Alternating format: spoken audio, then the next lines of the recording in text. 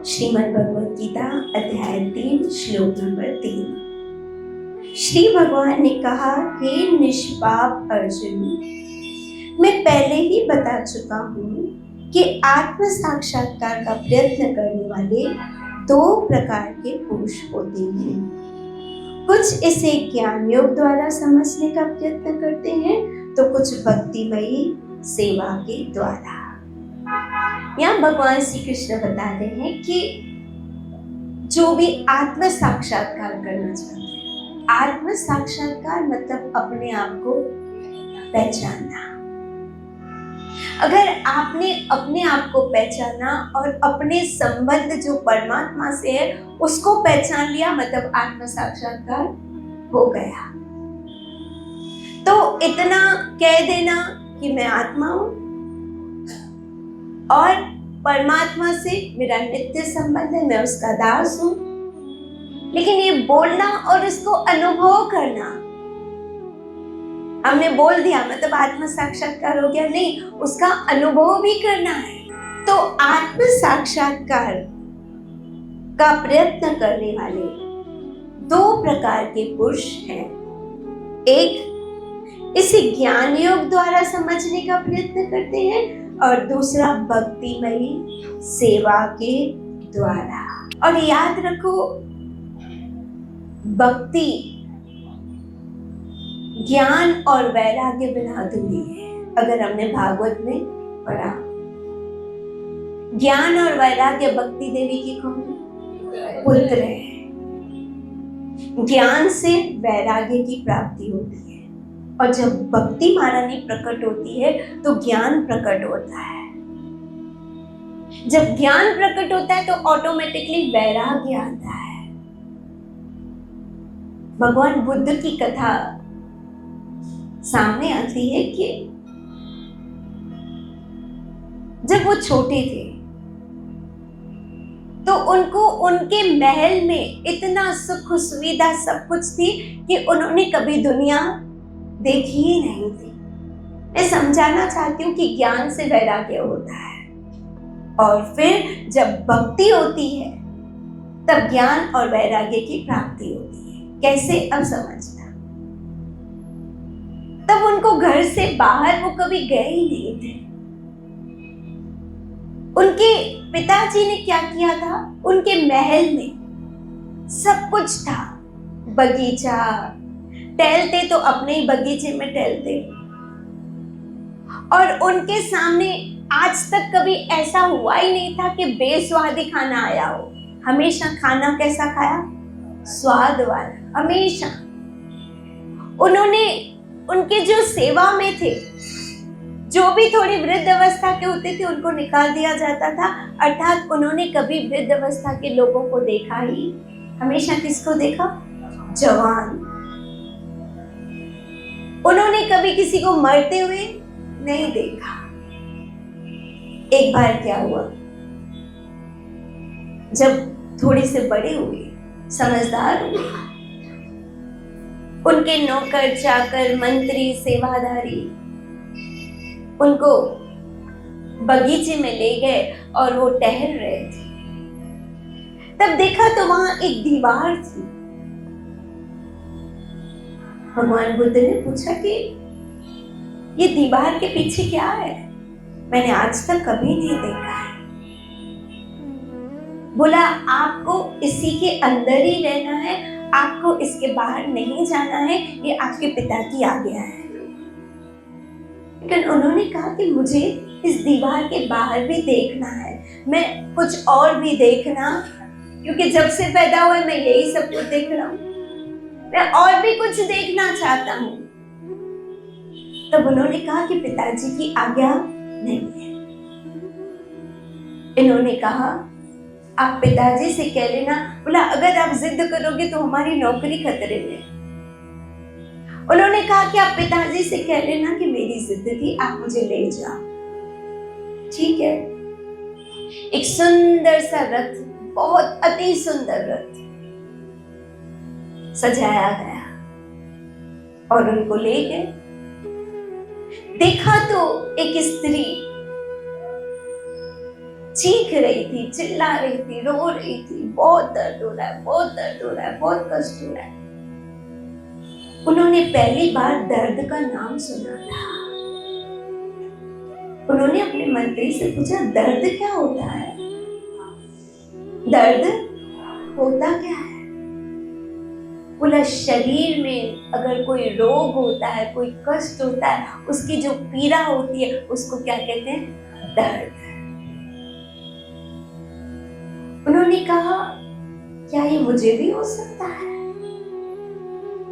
मंत्री बहुत समझदार, विवेकी और सत्संगी था, बहुत समझदार था।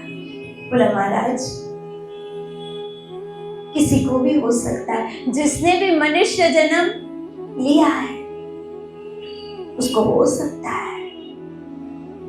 आगे देखा, एक 99-100 साल का वृद्ध अवस्था का बुद्ध, हाथ में लकड़ी लिए, शरीर ऐसे जैसे हड्डियों का ढांचा, इतना दुबला पतला, चलने की हिम्मत नहीं। उन्होंने पहली बार ऐसा व्यक्ति देखा। बोला, ये इतना दुबला, इतना कमजोर, इतनी इसकी कमर झुकी हुई, मुंह के दांत निकले हुए, बाल सफेद, ये क्या है? बोला, महाराज, ये बुढ़ापा है। क्या है? बुढ़ापा, जिसमें बाल सफेद हो जाते हैं, मुंह के दांत गिर जाते हैं, चेहरे पे रिंकल्स आते हैं, घुटने साथ नहीं देते, कमर झुक जाती है, डंडे का सहारा लेके चलता है इंसान। कहा, इसको क्या कहते हैं? बोला, बुढ़ापा। ना मुझे भी आ सकता है, ना आ सकता है, इसकी कोई गारंटी नहीं है। आ सकता है। क्यों? क्योंकि पहले जन्म, फिर बचपन, फिर जवानी और फिर बुढ़ापा।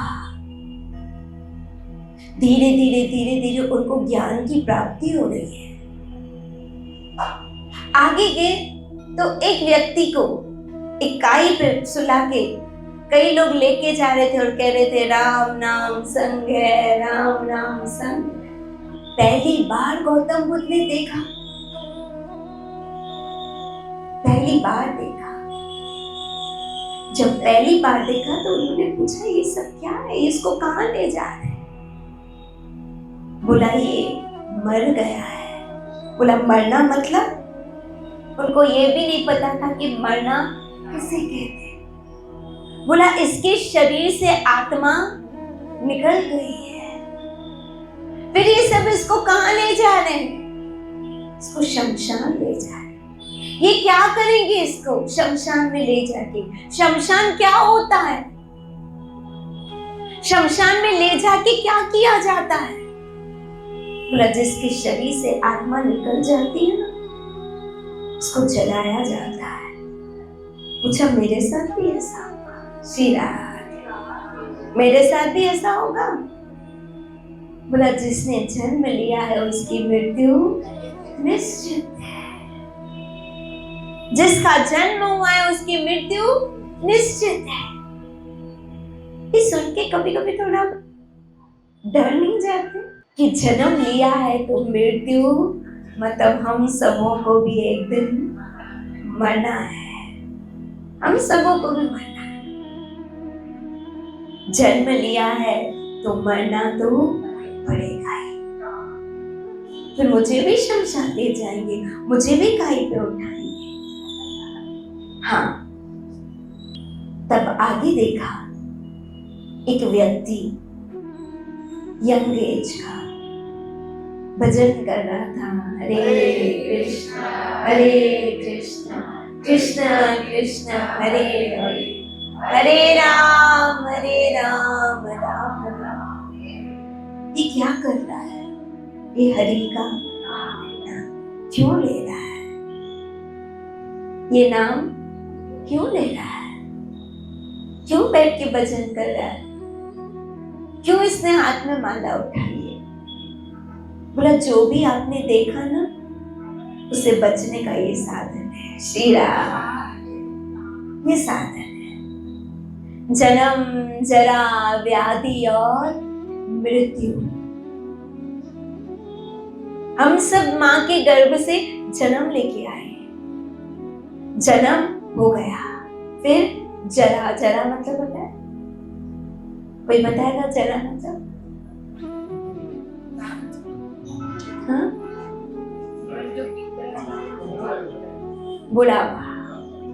जरा मतलब जन्म, जरा, जरा मतलब बुढ़ापा। व्याधि, व्याधि मतलब बीमारी, दुख, कष्ट, कलेश। और अंत में ये सबके साथ लागू है, सबके साथ लागू है, कोई भी इससे छूटा हुआ नहीं है। जन्म, जरा, व्याधि और मृत्यु। शुरुआत जन्म से और अंत मृत्यु से, और बीच में क्या आएगा? बुढ़ापा और व्याधि, कष्ट, रोग। तब उनके मन में वैराग्य आया।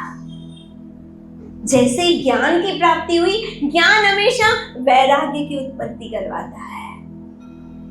अगर ये सब मेरे बंधन के कारण है तो मुझे ये सब कुछ नहीं चाहिए। जब तक ज्ञान नहीं है तब तक वैराग्य की प्राप्ति कैसे हो सकती है? अगर ये चीज मेरे लिए नुकसानकार है तो मुझे ये नहीं चाहिए। ऐसे ही संसार के भोग, ये विषय वासना, ये काम, क्रोध, लोभ, मोह, अहंकार, ये सब क्या है? ये बंधन के कारण है। मैं तो कहती हूँ नरक के कारण है। और जैसे जैसे ज्ञान होता है, धीरे धीरे धीरे धीरे हमारी आसक्ति कम होने लगती है। और जब आसक्ति कम होती है, इसको कहते हैं वैराग्य। इसको क्या कहते हैं? पहले क्या तीव्रता होती थी, ये मुझे चाहिए चाहिए चाहिए। अब पता है अगर मिला भी तो कुछ भी होने वाला नहीं है, जन्म ही व्यर्थ होने वाला है। इसलिए ज्ञान और भक्ति ये दोनों जरूरी है। भक्ति से ही ज्ञान की प्राप्ति होती है। ये हम किसकी बातें कर रहे हैं? इस वक्त ज्ञान की बातें कर रहे हैं। और सबसे ज्ञान, ये श्रेष्ठ ज्ञान क्या है? एक दिन हमको जाना है। और कैसे जाना है? खाली हाथ। कैसे जाना है? मैं सब कहती हूँ, मैं सच कहती हूँ कि सबको पता है, कोई नई बात नहीं है। लेकिन कोई है जो इस बात को दिल पे उतारता है। कोई विरला कोई व्यक्ति होता है जो इस बात को गंभीरता से लेता है। खाली हाथ जाना है, कुछ साथ नहीं जाएगा, थोड़ा सा भजन करे, हरि नाम ले। याद रखो, ये जन्म बहुत ज्यादा कीमती है। मनुष्य जन्म की मौज ये मिले बारंबार, ये बार बार मिलने वाला भी नहीं है, बहुत कीमती है। और उस कीमती मनुष्य जन्म में कितनी सारी रुकावटें भी है। क्या रुकावटें हैं? कभी बुढ़ापा आएगा, कभी रोग। और मुझे लगता है कि सबसे बड़ा रोग बुढ़ापा है। सबसे बड़ा रोग बुढ़ापा है। कितने वृद्ध अवस्था के व्यक्ति हैं, कितने लोग हैं जो बेचारे लाचार, मजबूर, एक बिस्तर पे पड़े, एक बिस्तर पे पड़े, इतने लाचार हैं, मजबूर हैं। एक दिन क्या हुआ कि एक थिएटर में एक पिक्चर लगाई गई, सब लोग देखने गए, समझिएगा। और मुझे लगता है ये बापूजी ने उदाहरण आपको सुनाया था। थिएटर में गए, सब एक्साइटमेंट में थे, पिक्चर देखने गए। डायरेक्टर जिसने वो पिक्चर बनाई थी उस वक्त वहां मौजूद था। पिक्चर चलाई, 3 मिनट के बाद एक सीन रुक गया। वही पिक्चर आगे चली ही नहीं रही थी। सीन क्या था? ऊपर छत, दीवार, पंखा चल रहा है, बस ये सीन स्क्रीन पे दिख रहा था, उस थिएटर में दिख रहा था। 1 मिनट हुआ, सब चुप बैठे थे कि अब सीन आगे बढ़ेगा। अब पिक्चर आगे बढ़ेगी। 2 मिनट हुए, 3 मिनट हुए, सीन वही का वही रुक गया। 4 मिनट हुए, सीन वही, आगे बढ़े ही नहीं। आपको पता है लोग कितने इम्पेशेंट होते हैं। आप देखोगे गाड़ी के मामले में, देखो जब तक गाड़ी आगे बढ़े हॉर्न बढ़ाएंगे, ओवरटेक करेंगे, क्योंकि आजकल के लोगों में पेशेंस नाम की चीज है ही नहीं। कभी कभी तो इस चक्कर में एक्सीडेंट भी हो जाते हैं। थोड़ी देर की जल्दबाजी के लिए कभी कभी अपनी जिंदगी से हाथ धो बैठते हैं। तो सबों ने चिल्लाया, भाई आगे क्यों नहीं बढ़ रहा है, आगे क्यों नहीं बढ़ रहा है? हम ये देखने के लिए थोड़ी पैसे खर्च करके बैठे हैं, सीन आगे क्यों नहीं बढ़ रहा है? अब तो सब चिल्लाने लगे, कोई खड़े हो गए, कोई क्या, पूरे थिएटर ने तमाशा कर दिया। ये सीन आगे क्यों नहीं बढ़ रहा है? तब वो डायरेक्टर सामने आया। डायरेक्टर ने कहा कि मैं आप लोगों को कुछ समझाना चाहता हूं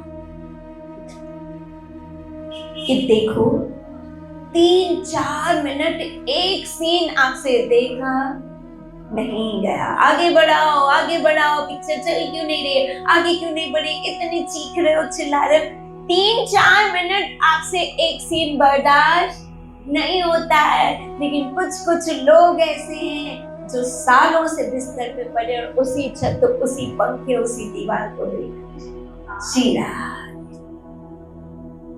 उसने कुछ रियलाइज करवाना चाहा। और एक प्रैक्टिकल बात है, 3-4 मिनट हमसे एक सीन बर्दाश्त, जो बिस्तर पे पड़े वो क्या देख रहे हैं बताओ? कई समय से वही छत, वही पंखा, वही दीवार, वही एक बिस्तर पे पड़े। और ऐसे लोगों के पास जब कोई अचानक नया व्यक्ति मिलने आता है, उसके चेहरे पे खुशी देखा करो। अब उसने कोई नया चेहरा देखा, कुछ अलग देखा। भगवान न करे न करे न करे किसी के साथ ऐसा हो, न करे ऐसा हो। तो ये बुढ़ापा बहुत खतरनाक है, पता नहीं कैसे निकलेगा, हम जानते नहीं है। पता नहीं कैसा होगा, पता नहीं एक बिस्तर पे पड़े होंगे, मोहताज होंगे, कोई पिलाएगा तो पिएंगे, खिलाएगा तो खाएंगे, वॉशरूम लेके जाएगा तो जाएंगे। तभी मैं बार बार कहती हूँ भगवान का शुक्र करो, अभी तक उसने हमको बिस्तर पे लिटाया, अभी तक हम अपने पांव पे चल रहे हैं, हमारे हाथ काम कर रहे हैं। लेकिन जब ये शरीर तंदुरुस्त होता है ना, तो बहुत अहंकार आ जाता है जीवन में, बहुत अहंकार आता है। कभी कभी हम उन अहंकारियों की जब भाषा सुनते हैं ना, तो सोचते हैं कि भगवान इस पर दया करे। आपने सुना होगा कुछ कुछ लोग जब ऐसी बातें करते हैं ना किसी से, अहंकार इतना चरम सीमा पे होता है, ऐसे लोगों को तो हम ऐसे कच्चे चबा जाते हैं, ऐसे लोग तो हमारे पाँव के नीचे चलते हैं। भगवान बोलते बेटा तुम बोल रहे हो, लेकिन देखो तुम्हारा समय कैसा आता है। इसे जब अच्छा समय आए ना, तो अहंकार मत करना। क्यों? क्योंकि बुरा समय आने में देर नहीं लगती है। हम क्या करते, जब अच्छा समय आता है ना, जेब में थोड़ा पैसा है, थोड़ी सुंदरता है, शरीर तंदुरुस्त है, दिखने में स्मार्ट है, तो क्या आ जाता है? अहंकार। और दूसरों को क्या समझने लगते, छोटा समझने लगते, कम समझने लगते। लेकिन याद रखो, जो चला सकता है ना, वो लिटा भी सकता है। और उस वक्त इंसान कुछ भी नहीं कर सकता है, कुछ भी नहीं कर सकता। बीच में मेरी टांग का ऑपरेशन हुआ था, तो कई दिनों तक डॉक्टर ने कहा था कि टांग सीधी रखना 40 दिन तक। उसके बाद मैं फिजियोथेरेपी कराने जाती थी आस्था हॉस्पिटल के वहां। एक व्यक्ति वहां आता था, मैं उसको अच्छे से पहचानती, नाम नहीं लूंगी, बहुत उसका नाम था, बहुत उसका नाम था। और काफी लोग उसके नाम से डरते थे क्योंकि थोड़ा गुंडा टाइप था। मैंने देखा वो भी वहां एक्सरसाइज करने आता था और उसके साथ उसको हाथ पकड़ के 2-3 उसके नौकर भी आते थे एक्सरसाइज करने। तो अचानक मैंने देखा, मैंने पूछा, अरे भैया क्या हो गया? तो उसके नौकर ने बोला कि उसकी जबान, उसको पैरालाइज हो गया है, उसकी जबान नहीं चलती। तो मैं निकली तो बाहर उसके नौकर ने मुझे बताया, बोला इसने लोगों को इतना सताया था, इतना सताया, गंदी गंदी गालियां, गंदे गंदे शब्द। देखो ऊपर वाला कभी तो इंसाफ करता है ना। देखो आज उसकी जबान बंद हो गई है। उसका नौकर बोल रहा था बाहर सीधा कि देखो आज वो चलने फिरने का मोहताज है, 4 जने उसको लेके आ रहे हैं, हाथ पकड़ के लेके आ रहे हैं। और डॉक्टर ने कहा है ठीक होने के 99% चांस नहीं। उस वक्त मैंने उसकी शक्ल देखी, एकदम बेचारों जैसी शक्ल। इशारे में मुझे बोल रहा था भगवान से प्रार्थना करो मैं ठीक हो जाऊं। सीधा भगवान से प्रार्थना करना मैं ठीक हो जाऊं। वो ऐसे इशारों में मुझे बोल रहे थे। तब मुझे याद आया कि सही में भी हम जैसे लोग करने को तो कर लेते हैं। ये तो भगवान की दया है कि अभी भी हमको तंदुरुस्त रखा है। लेकिन जब तंदुरुस्ती हो, सुंदरता हो, पैसा हो, जवानी हो, तो अहंकार मत करना, मत अहंकार करना, क्योंकि ऊपर वाला सब कुछ देख रहा है कि मैंने इसको जबान दी है, इस जबान से शब्द कौन से यूज कर रहा है, किसी से व्यवहार कैसा कर रहा है, इसका टोन कैसा है, वो सब देख रहा है। मैंने इसको आंखें तो दी, आंखों से कर क्या रहा है? कितने लोगों को बड़ी बड़ी आंखें करके आंखें दिखा रहा है, वो सब देख रहा है। देख रहा है मेरा प्रभु 1000 आंखों से देख रहा है। लेकिन उस वक्त इंसान को भगवान याद ही नहीं होता है, तो कैसे बोलेगा कि वो देख रहा है? मैं सच कहती हूँ, उसके नौकर ने, मैं बाहर निकली वो अंदर था, उसके नौकर ने, मैंने कुछ नहीं पूछा, उन्होंने मुझे बताया, बोला हमको पता है कि आखिर तो भगवान देख रहा है ना सब कुछ। आज ये कोशिश भी करेगा लेकिन किसी को गाली नहीं दे सकता है, किसी से अपशब्द नहीं बोल सकता है। क्यों? क्योंकि भगवान ने क्या किया, उसकी ज़बान ही ले ली। बेटा बोल, ओ करता है, बोल। इसलिए ज़बान का राइट यूज करो। हरे कृष्णा कृष्णा कृष्णा हरे हरे, हरे राम राम राम। इसे मैं बार बार बोलती हूँ, ये मनुष्य शरीर कीमती है लेकिन इसका राइट यूज होना चाहिए। भगवान ने बुद्धि दी है, विवेक दिया है, विवेक से व्यवहार करें। हमारा व्यवहार विवेक से होना चाहिए, मन से नहीं, या किसी सुनी सुनाए बातों से नहीं। इसने उसके लिए ये बोला, इसके लिए मैंने उसको सुना दिया। क्यों? क्योंकि भगवान सबसे ज्यादा हमारा व्यवहार देखता है। पता है कभी कभी भगवान हमारी परीक्षा लेते हैं कि सत्संग से पहले इसका व्यवहार कैसा था और सत्संग के बाद कुछ परिवर्तन आया है कि वैसा ही है। कुछ परिवर्तन हुआ, कुछ मीठापन आया, कुछ विनम्रता आई, कुछ फ्लेक्सिबिलिटी आई कि वैसे ही चीखना, चिल्लाना, डांटना, दूसरों का जीवन हराम करना, ऐसा तो नहीं है। कभी कभी हमारी ऑब्जर्वेशन होती है ऊपर वाले के द्वारा और हमें पता भी, वो किसी न किसी को भेज देते हैं, किसी गरीब को भेज देंगे, किसी भिखारी को हमारे आगे भेज देंगे और फिर वो देखेंगे हमारी लैंग्वेज कैसी है, इसे संभालना। मैं हमेशा कहती हूँ ऊपर वाले की कैमरा 24 घंटे, हम सीसी कैमरा के निगरानी में। सावधान, कर्म करने में तू होशियार है पर भोगने में। इसलिए आत्म साक्षात्कार, मैं कौन हूं? आत्मा हूं। किसकी हूं? कृष्ण की हूं। मेरा स्वरूप क्या है? जी मेरा स्वरूप नित्य कृष्ण दास। जब हम दास मानेंगे तो हमें अहंकार नहीं आएगा, हम कभी अपने आप को मालिक नहीं समझेंगे, हम तो उसके दास हैं, हम तो दास। और मैं सच बताऊं, मजा तो दास बनने में, मालिक बनने में मजा नहीं है। क्यों? बड़ा सदावन बड़ा दुख पावन, छोटे के दुख दूर।